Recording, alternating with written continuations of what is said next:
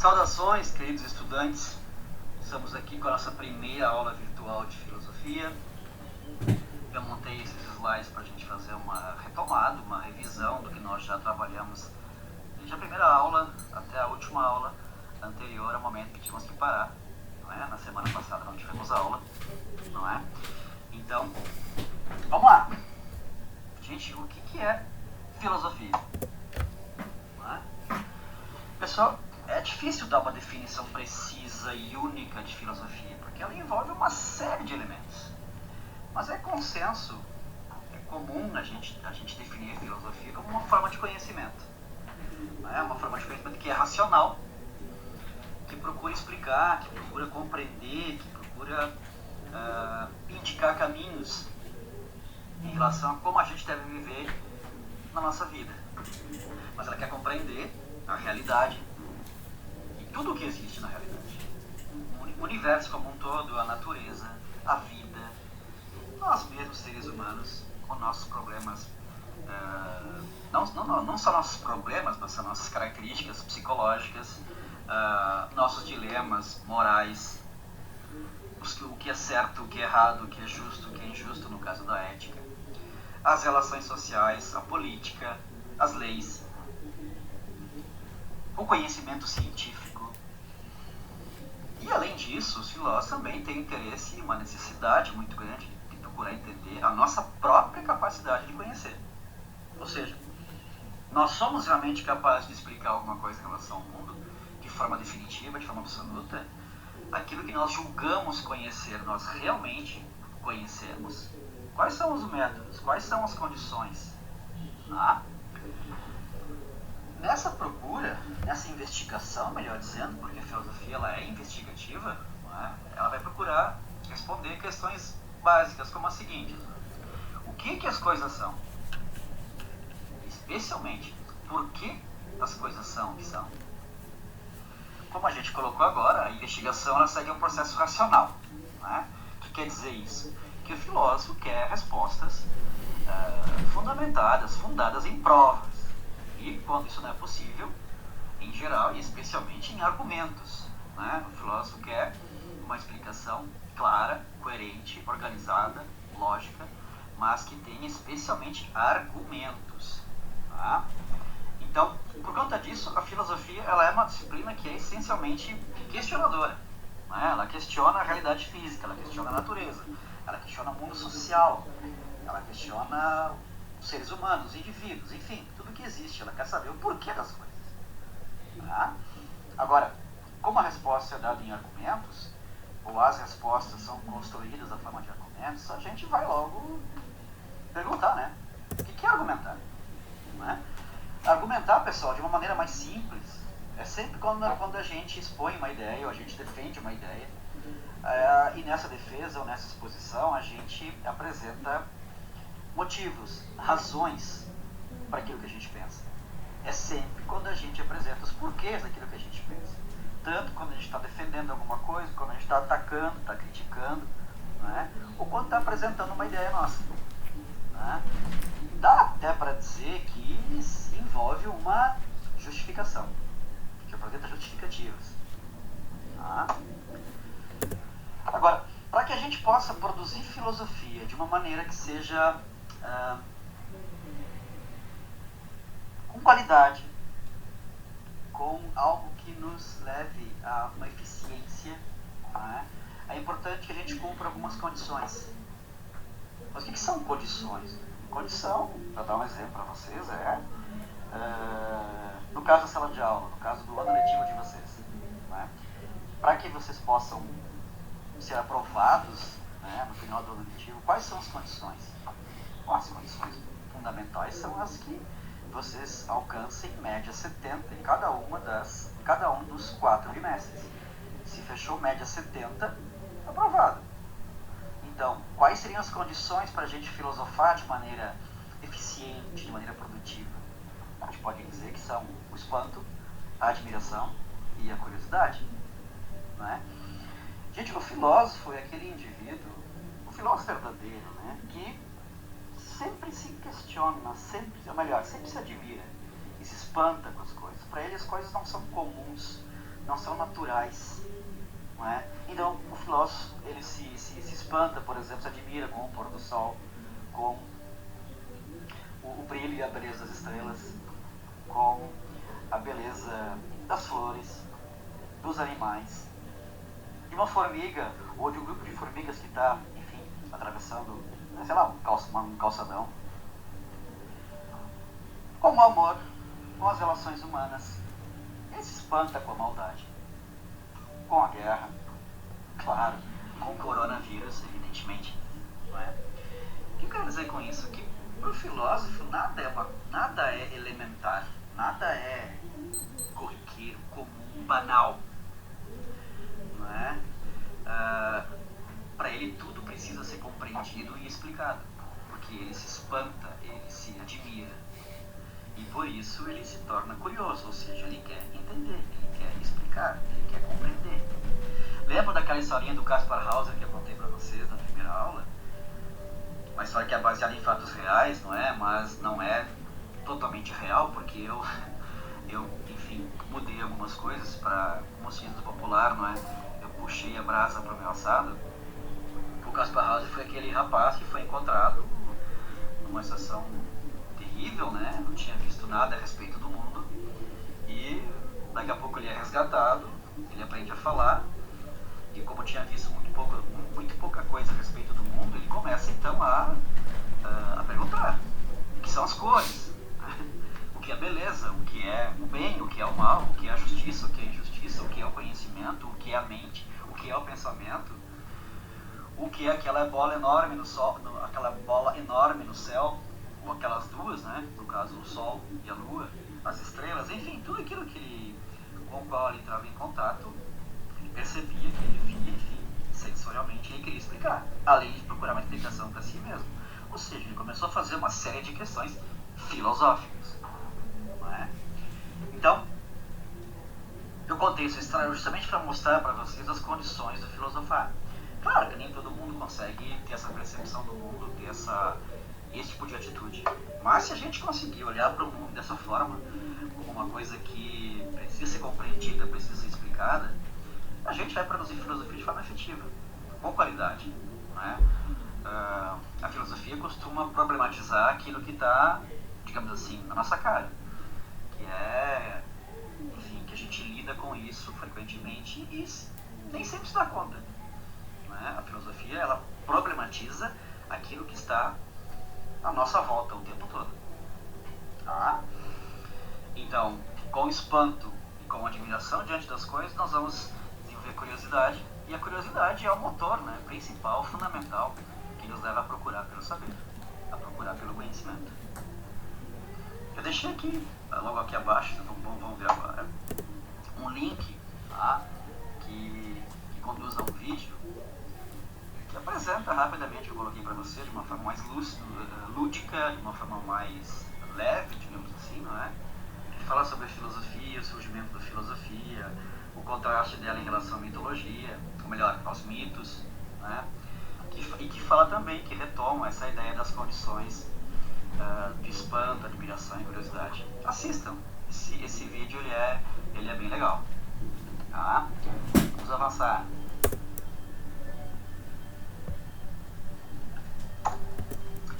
Bom, ao longo desse ano a gente vai estudar filosofia a partir de uma bibliografia específica, que foi definida em conjunto com a direção, que é esse livrinho aqui, ó, O Aprender a Viver, do Luc Ferry, que já foi ministro da Educação na França. É um filósofo que está, enfim, publicando vários escritos muito importantes, enfim, está sendo estudado, está sendo analisado, avaliado, enfim, levando em conta as suas propostas, e é um autor que vale a pena a gente conhecer, a gente estudar. A gente vai trabalhar ao longo do ano, vai desenvolver, vai produzir filosofia, muito mais uma história da filosofia. O que é isso? A gente vai analisar em cada bimestre períodos históricos e as principais ideias, né, da visão do autor, claro, as principais ideias que foram produzidas ao longo dessas épocas. E vai tentar relacionar essas ideias com a atualidade, com a nossa vida, enfim, ver até que ponto essas ideias podem ou não nos ajudar na compreensão da nossa realidade, do nosso mundo, e também na busca por um sentido para a nossa própria vida. Tá? Então tá ali, no primeiro bimestre a gente vai estudar então a filosofia antiga, especialmente na filosofia dos estoicos. No segundo bimestre a gente vai analisar alguns temas de filosofia medieval. No terceiro a filosofia moderna e no quarto a filosofia contemporânea. Certo? Vamos lá. Olha só, gente. Eu adoro essa imagem aqui, imagem do Rafael, a escola de Atenas. Tá?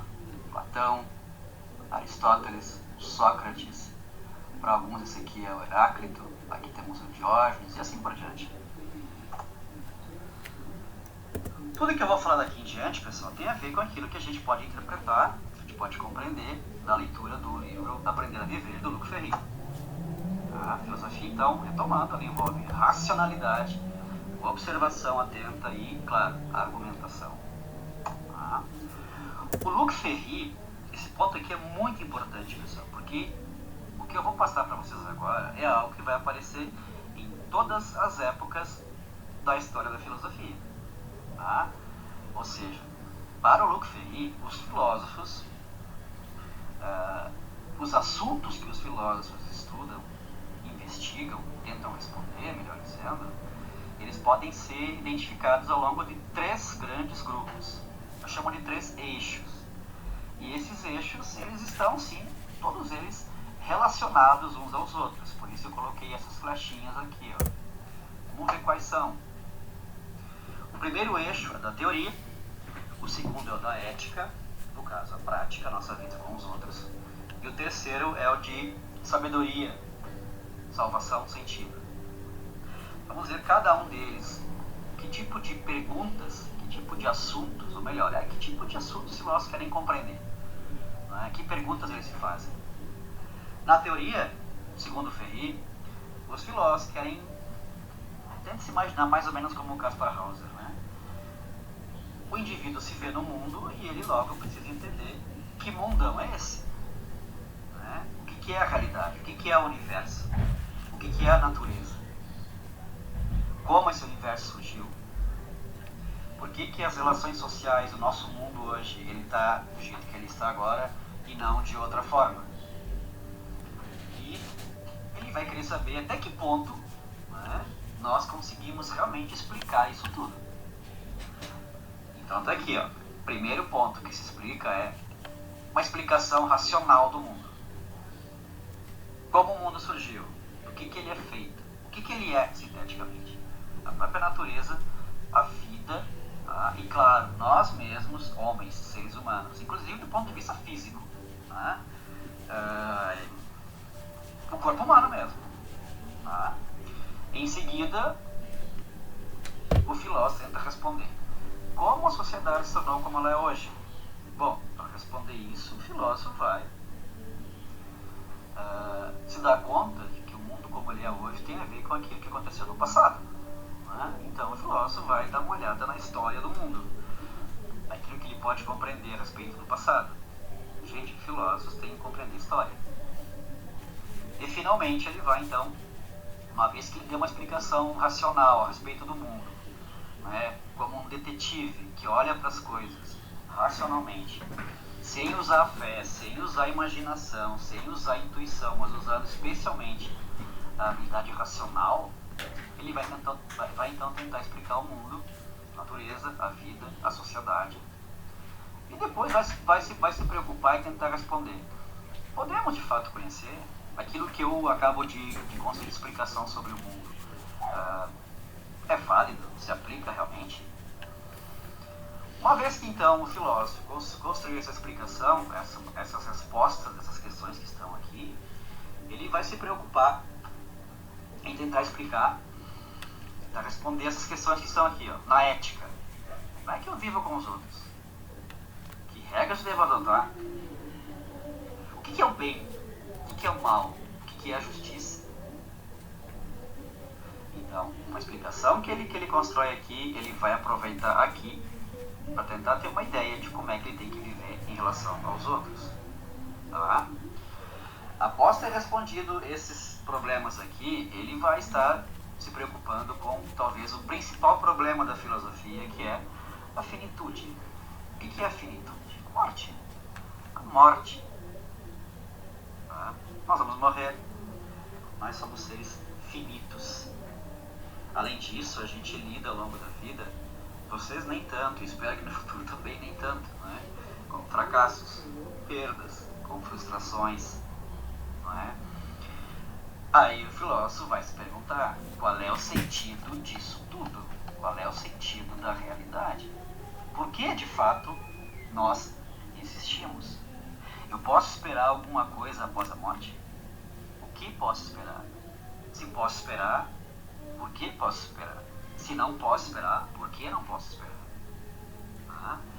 Então o Ferri usa o termo sabedoria porque é como se nós após termos explicado o mundo, a realidade, a natureza, a sociedade, após identificarmos uma forma de viver com os outros, nós vamos então ter condições de entender, de perceber se há ou não um sentido para essa vida.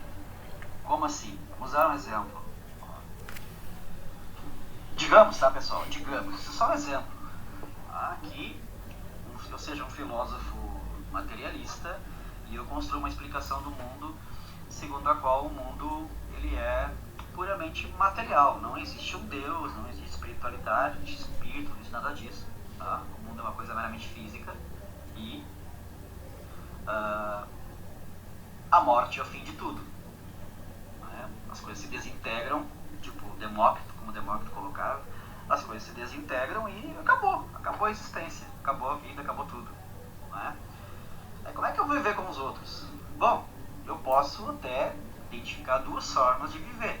Ou eu vivo de um jeito que me leva, do jeito segundo o qual eu faço o que me dá vontade, não é? Faço coisas certas ou erradas na visão dos outros, mas que para mim não tem a menor importância, porque bem e mal, certo e errado, no fundo não existem, já que tudo é matéria. Não faz sentido me preocupar com isso. Fazer o que me dá vontade. Ou então, eu posso viver diferente. Ora, se tudo é matéria, se tudo são átomos que se desintegram e acaba tudo, não há nada após isso, quando a gente morre, então eu vou procurar viver de um jeito que é vantajoso. Vou só fazer aquilo que me traz algum tipo de vantagem. Tanto uma vantagem que me dê algum prazer imediato, quanto uma vantagem que vá me levar a um prazer no futuro. Né? Vou fazer só aquilo que só para me dar bem. Né? Procurar viver intensamente essa vida, porque eu sei que, ou eu posso ter uma explicação que, segundo a qual o mundo, após a morte, acaba e não tem mais nada. Por outro lado, se eu for um filósofo que eu analiso a realidade, aqui assim, tá? Eu analiso o mundo, eu encontro pistas que me levam a acreditar que existe um Deus, que existe uma inteligência ordenadora, enfim, uma divindade, e essa divindade ela atua no mundo e ela controla o que está acontecendo, essa minha explicação pode me levar a admitir que provavelmente, apesar dos sofrimentos, apesar das perdas, apesar dos fracassos, e especialmente apesar da morte, eu posso ter uma esperança. Eu posso acreditar que depois disso tudo, esse Deus Todo-Poderoso não vai simplesmente me deixar sem nenhuma perspectiva melhor, que ele vai me ressuscitar, ou que minha alma continua, enfim, eu posso elaborar alguma explicação em relação a isso. Tá? E isso vai me dá uma espécie de sabedoria. Essa explicação de que o que eu construí, que me levou a admitir que há um Deus, ela vai se refletir aqui. Eu vou ter uma esperança em relação a uma vida após a morte. Não é? Além disso, essa explicação pode me dar uma orientação sobre como é que eu tenho que viver com os outros. Qual seria o melhor jeito de viver em relação aos outros, sabendo que há um Deus que criou tudo que existe. E se eu ainda identificar na minha explicação que esse Deus está dentro de cada um de nós, provavelmente eu vou levar uma vida em que eu me preocupe em fazer o bem aos outros. Tá? Então isso aqui foram dois exemplos bem grosseiros, bem rápidos, tá, pessoal? Sobre mais ou menos como esses três eixos estão absolutamente interligados. Tá? Espero que tenha ficado claro.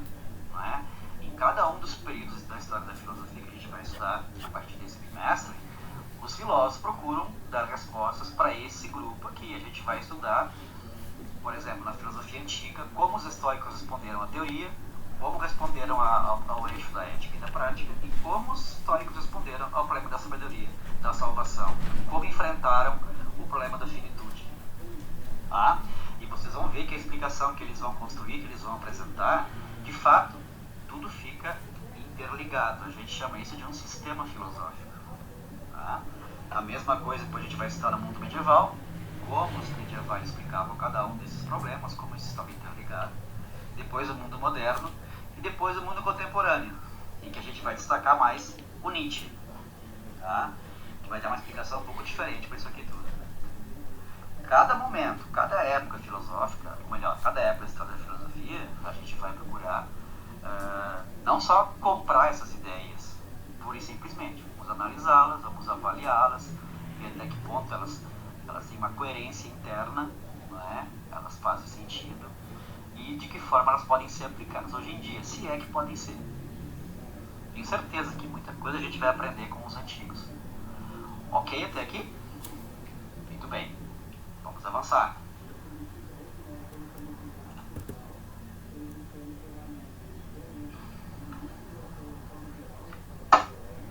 Eu gosto dessa figura aqui. É uma imagem do Rafael também que simboliza a filosofia.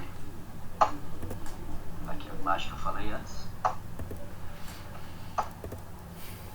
Nós vamos então começar a analisar a partir de agora os 3 eixos, tá? Propostos pelo Ferri, da teoria, da ética e da salvação, sabedoria, melhor dizendo, né? Ou junto com salvação, sabedoria, na visão dos estoicos. Como o estoicismo respondeu àqueles três grupos de problemas. Tá? Mas o que é o estoicismo? Né?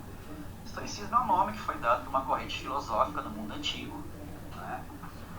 Após a morte de Aristóteles ainda, enfim, no período helenístico, quando o Alexandre Magno havia dominado, enfim, o mundo grego, os gregos não tinham mais,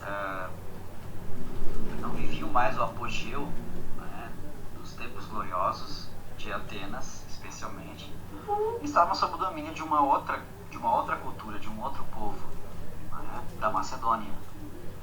Então surgiram filosofias que procuravam avaliar a nossa própria existência, né, que procuravam encontrar um sentido para a nossa vida.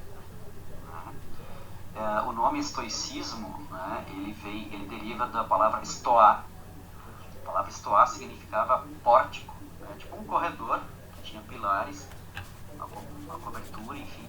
E lá esses filósofos se reuniam, debatiam, estudavam, apresentavam suas ideias, avaliavam, analisavam as ideias uns dos outros, criticavam-se uns aos outros, enfim, procurando construir conhecimento. Né? A gente pode dizer que o estoicismo, em geral, ele sofreu uma influência, sim, das filosofias anteriores, né? De Sócrates, de Platão, de Aristóteles, dos pitagóricos, com certeza, né? Até dos epicureus. Né? Uma corrente filosófica que a gente pode dizer até que ela é quase que uma síntese do que veio antes. Né? Tem muitos filósofos que são famosos, né, que eram estoicos. O Epiteto, que era um escravo romano que se libertou. O Marco Aurélio, um grande imperador de Roma.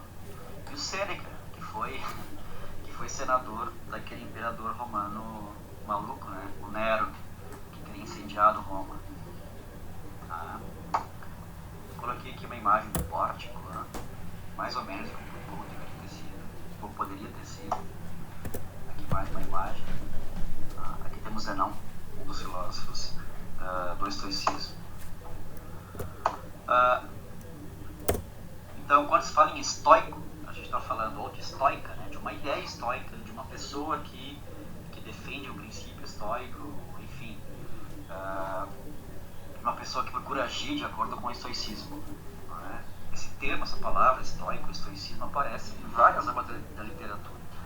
No Renascimento, no mundo moderno, até no Machado de Assis aparece o termo estoico, do estoicismo. Ok? Mas vamos lá. Como é que esse grupo de filósofos explicava os problemas da teoria.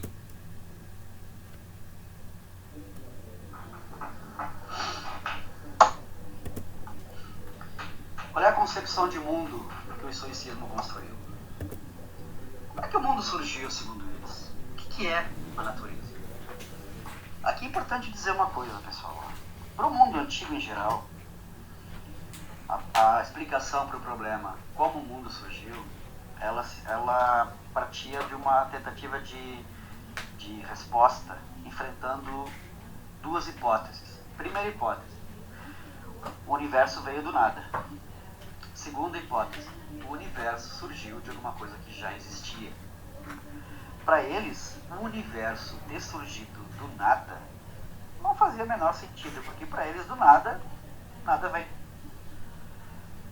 Do nada não vai surgir coisa nenhuma, não vai surgir nada nunca. Então, se existe esse mundão todo aqui, esse mundão, ele certamente se desenvolveu, evoluiu, se modificou, mas a partir de alguma coisa que já existia, que simplesmente estava lá. O universo é eterno. Eternidade quer dizer uma coisa que sempre existiu. Não uma coisa que teve um começo e um dia vai acabar. Mas eternidade quer dizer que sempre existiu. Então, para eles, como está escrito aqui, ó, o universo é eterno, ele sempre existiu. Tá? Do nada, nada pode surgir. Isso é estranho. Né? Isso revela que a gente vive numa coisa que é... A nossa existência, pessoal, é uma coisa fantástica. Eu sempre gosto de dizer que cada um de nós, no fundo, é um mistério ambulante. Né? Nós não sabemos exatamente por que estamos aqui, mas certamente nós não surgimos do nada. O universo não pode ter surgido do nada. Aí você vai perguntar assim, bah, professor, mas como assim do nada? Tem que ter vindo de alguma coisa. Sim, mas aí a gente pode cair no que a gente chama de regresso infinito. Como assim? Vamos dar um exemplo. Não exatamente assim como eles pensavam, mas próximo a isso. Vamos pegar a ciência contemporânea. Digamos que aqui o nosso planeta Terra, a gente faz uma investigação e a gente percebe que o núcleo da Terra ele é quente. Então isso nos leva à ideia de que a Terra pode ter sido um pedaço de sol que foi se resfriando de fora para dentro. O Sol, por sua vez, fazia parte de uma imensa esfera de energia, juntamente com outros milhões de esferas de energia, e todas elas, por sua vez, vieram do Big Bang. O Big Bang, por sua vez, ele veio de uma junção de poeira e gases cósmicos iniciais. Aí você vai perguntar, mas onde é que veio essa poeira e esses gases? De outra poeira e de outro gás. E essa outra poeira e esse outro gás. Dessa outra poeira e desse outro gás. E assim por diante. Os filósofos gregos e os destaques a gente perguntaram assim, tá, mas qual foi a primeira causa? Vamos interromper, qual foi a primeira? Tem que ter uma primeira. E essa primeira coisa, ela não pode ter vindo do nada. Porque do nada, nada vem. Então isso nos leva à conclusão de que alguma coisa simplesmente estava lá. Estava lá. Sempre existiu. O mundo pode ter se modificado a partir de coisas que, no fundo, sempre existiram. Isso é estranho? Pode ser, mas faz todo sentido. Para os gregos isso fazia todo sentido. Certo? Agora, como é que é esse mundo? Para eles, o mundo é duas palavras gregas aqui, cosmos, logos. Tá? A palavra cosmos, segundo uma lenda, ela foi proposta pelo filósofo Pitágoras. É uma lenda. Tá? Pitágoras teria analisado o universo, teria desenvolvido muita matemática e teria acreditado então, ou teria chamado então, a natureza como um todo de cosmos. A palavra cosmos significava ordem. Logos é um caminho, que pode dizer que é um caminho, que é um sentido, que é uma direção, que é um método. Não é? Então, a natureza seria um cosmos logos, algo que tem ordem, que segue um caminho que é lógico. Tá? Como é que chegavam a isso? Bom, observadores que eles eram, analisavam a natureza de uma forma bem atenta, não é? E perceberam que a natureza tem padrões. O que são padrões? São coisas que se repetem. Não é?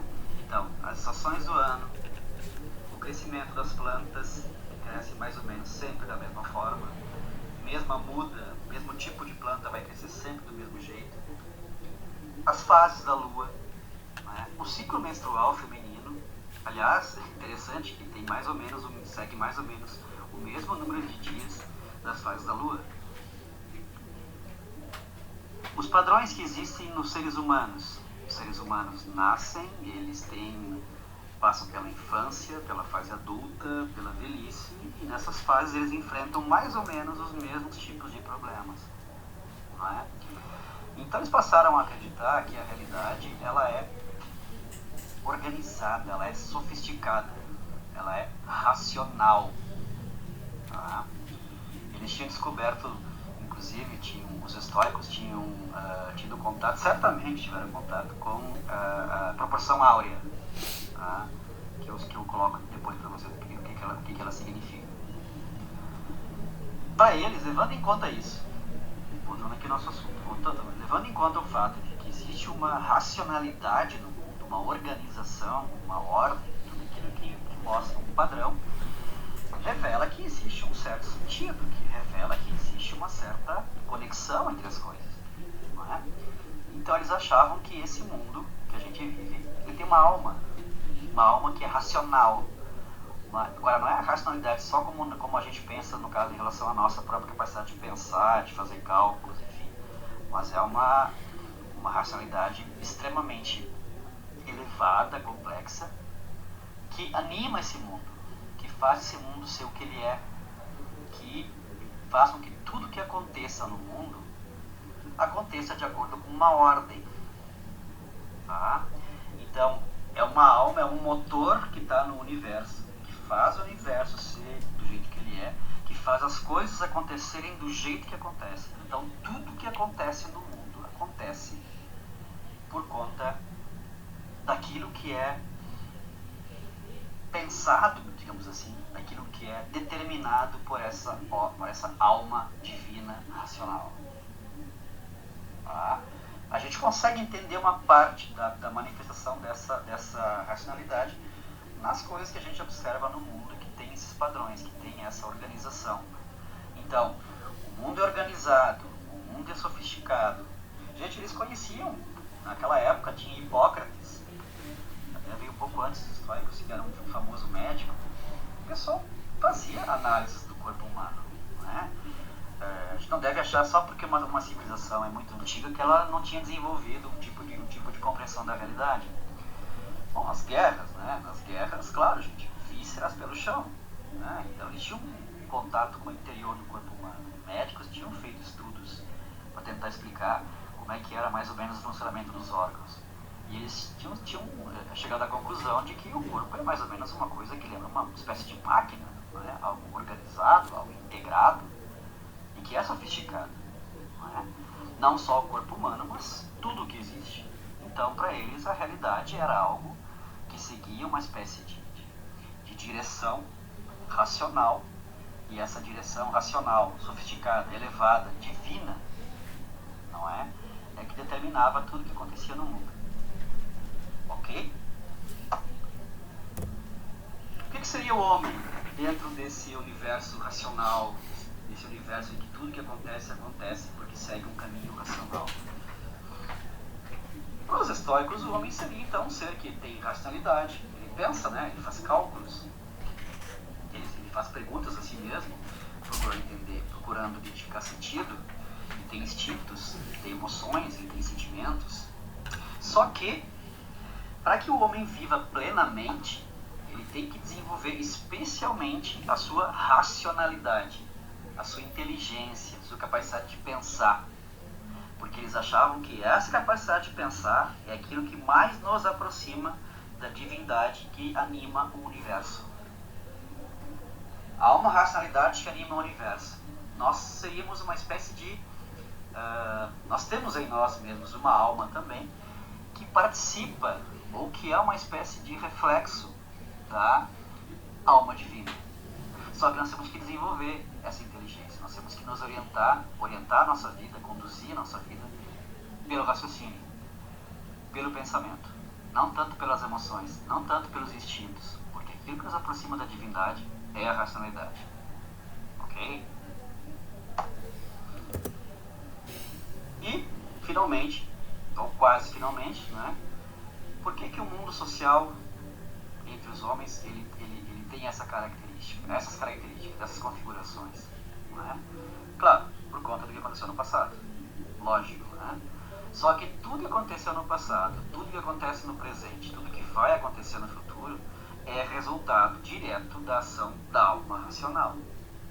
É como se nós fôssemos peças dentro de uma gigantesca engrenagem.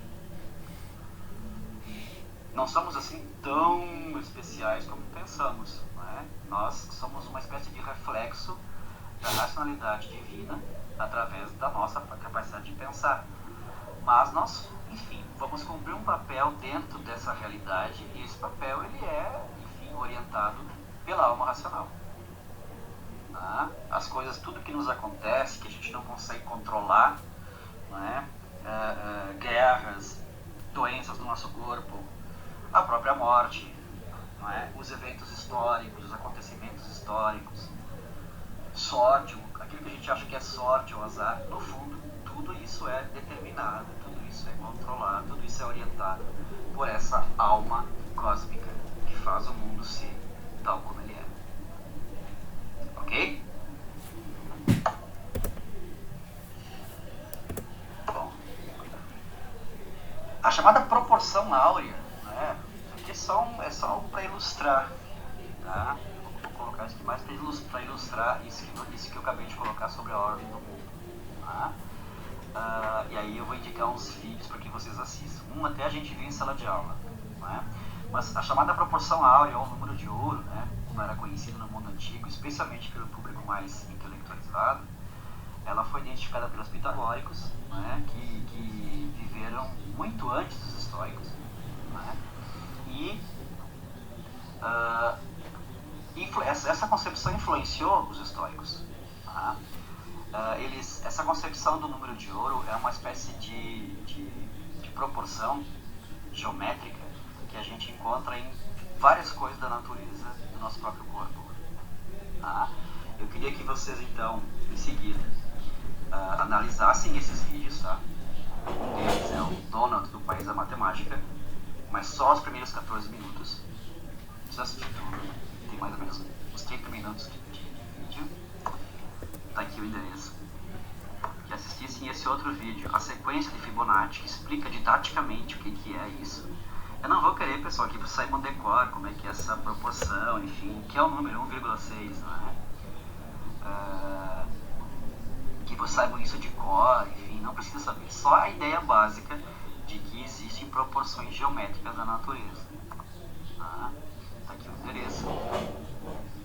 O outro é o número de ouro, a mágica por detrás do belo. Né? As pessoas ainda utilizam cálculos a la Fibonacci, que os pitagóricos já haviam desenvolvido, para, enfim, identificar matematicamente aquilo que de fato é belo. Indico também um textozinho bem rápido, né, que fala dessa sequência presente, por exemplo, nas pirâmides do Egito, no nosso corpo, nas medidas do rosto, nas medidas do corpo como um todo, dos braços, dos dedos, né?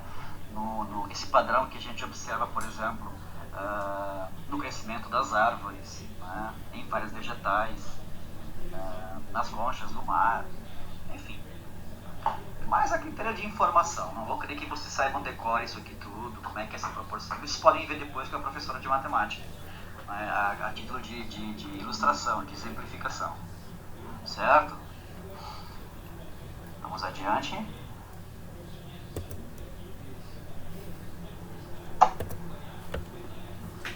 O último problema da teoria é: como é que o homem consegue perceber a ordem do mundo e explicar essa ordem? O que levava os estoicos a acreditar que poderiam entender o mundo e elaborar explicações sobre os problemas da ética e da salvação, além da própria teoria? Bom, até já havia colocado antes, né? Porque eles acham que a própria racionalidade, nosso próprio a nossa própria capacidade de pensar e de raciocinar, é um exemplo da manifestação da ordem que há no mundo. A nossa racionalidade participa da alma cósmica e por isso a gente consegue, enfim, construir uma compreensão próxima daquilo que realmente é. Tá? Então é dessa forma que os estoicos respondem aos problemas do eixo da teoria. Espero que tenha ficado claro. E agora eu vou colocar para vocês aqui uma atividade, certo?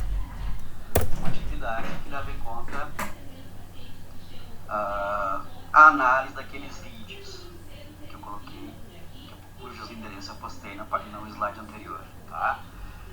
Você tem que elaborar uma interpretação sobre a ordem do mundo, de acordo com os estoicos, levando em conta que vocês poderão consultar aqui nesses próprios slides, tá? E vamos procurar relacionar com essa noção geral de proporção áurea. Não precisa descrever os detalhes numéricos, é mais, só quero ver se vocês compreenderam o que significa olhar para a realidade e identificar uma racionalidade, um padrão, ou padrões nessa racionalidade. E isso levou nessa realidade. E por que isso pode ter levado os estoicos a acreditarem que esse mundo, se ele tem uma racionalidade, então ele é algo excepcional, ele é sofisticado, então deve ter alguma coisa racional que faz o mundo ser racional. Não é? Percebam que há uma conexão lógica, é uma explicação lógica da realidade. Tá? Como é que vocês vão fazer isso?